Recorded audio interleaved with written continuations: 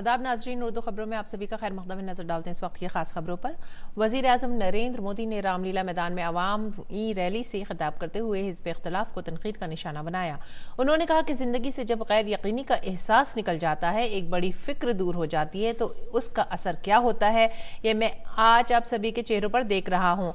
आइए आपको बराह रास्त लेकर चलते हैं दिल्ली के रामलीला मैदान में, जहां पर पीएम रैली से खिताब कर रहे हैं। जरा अपने एडवोकेट जनरल से पूछो कि क्या ऐसा किया जा सकता है क्या? क्यों ऐसा करते हो भाई? साथियों, नागरिकता संशोधन कानून का विरोध करने वालों के हाथ में, लोकशाही देश में, अहिंसा के पुजारी महात्मा गांधी के देश में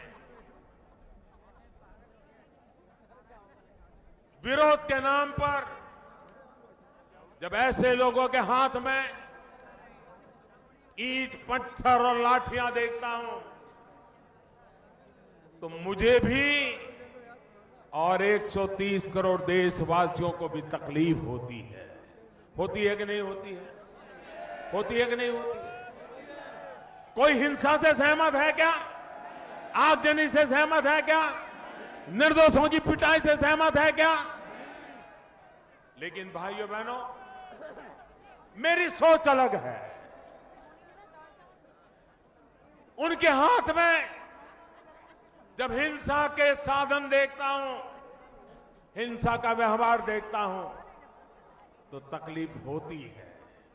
लेकिन जब उन्हीं में से कुछ लोगों के हाथ में तिरंगा देखता हूं तो कुछ सुकून भी होता है।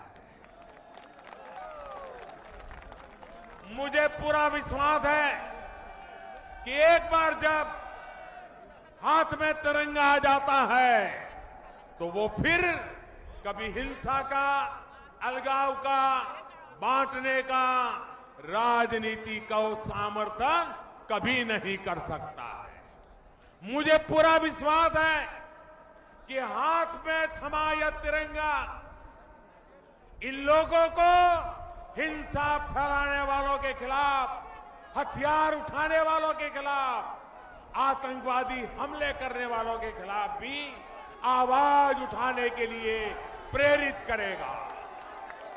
मुझे पूरा विश्वास है कि हाथ में थमा यह तिरंगा इन लोगों को, और ये मेरी बात उन तक पहुंचनी चाहिए, हाथ में तिरंगा लेकर के जो खड़े हैं वो अब पाकिस्तान द्वारा प्रायोजित आतंकवाद के खिलाफ भी आवाज उठाने की पहल करेंगे, प्रेरित करेंगे। करना चाहिए कि नहीं करना चाहिए? आतंकवाद के खिलाफ उन्होंने बोलना चाहिए कि नहीं बोलना चाहिए? पाकिस्तान के करतूतों के खिलाफ बोलना चाहिए कि नहीं? यही है कसौटी, यही है कसौटी।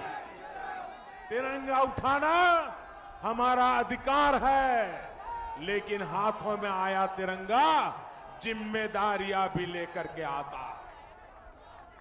साथियों, कांग्रेस और उसके सहयोगी आज इस बात से भी तिल मिलाए हुए हैं कि आखिर क्यों मोदी को अंतर्राष्ट्रीय स्तर पर और खासकर मुस्लिम बहुल देशों में इतना समर्थन मिलता है।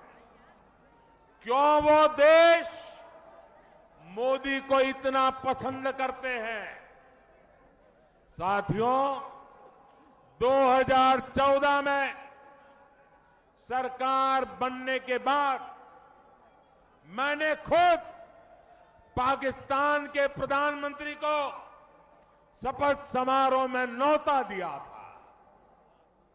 हमने नए रिश्ते से दोस्ती का हाथ बढ़ाया था।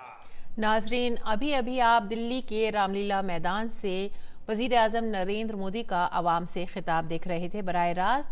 ये नश्र होगा डीडी न्यूज़ पर, आप वहां पर इसे देख सकते हैं। फिलहाल हमें दीजिए इजाज़त। आदाब।